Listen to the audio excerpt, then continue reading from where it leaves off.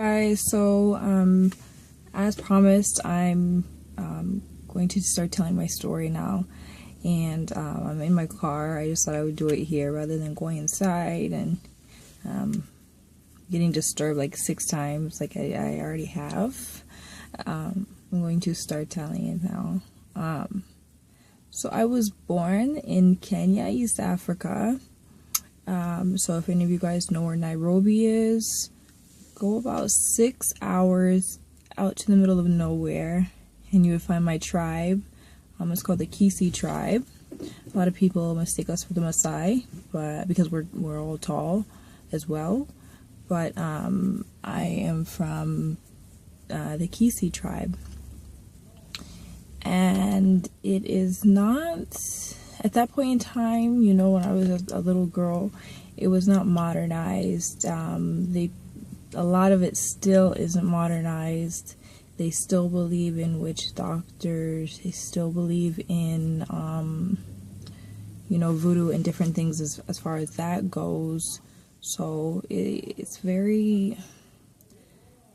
just very different. That's all I can say. It's not weird.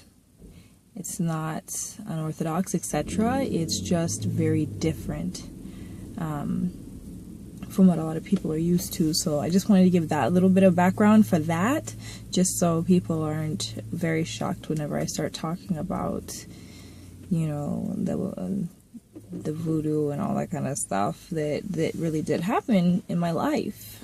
It's crazy. It's crazy to even talk about that, especially now since I'm Christian. But anyways, so I was born in Kenya, East Africa, to the Kisii tribe. I was the firstborn of my mother. And actually, she was supposed to marry the chief. And then whenever they found out that she was pregnant, it's like, how? Because they hadn't been married yet. So that's where the Indian part comes in. My dad, he was actually in Nairobi and came out to the village, I guess. You know, I really don't know that part of it, unfortunately. But I know that he caused a lot of trouble. He caused a lot of trouble. But I'm thankful for that, because in the process he made me.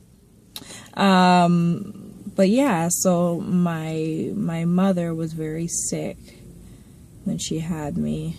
You know, there's not a lot of food, and the women there are treated as if, you know, if there's food, the husband or the man of the family will eat and eat and eat until he gorges himself. And then if there's anything left, then the mother can eat. And then if there's anything left, the children can eat. Especially if they're girls, it's really not a priority. It's really not a priority. But so my mom was very sick. She didn't have much. She was in, you know, I was born in a hut on a cowskin rug. Very different from, you know, how everything is now. But at that point in time, whenever I was a little older, probably about 1.5 or 2 at that time, my mother was so sick that she couldn't really move or really do anything. And they began the process, because there wasn't enough food for me either, of, you know, kind of seeing if I was worthy to live.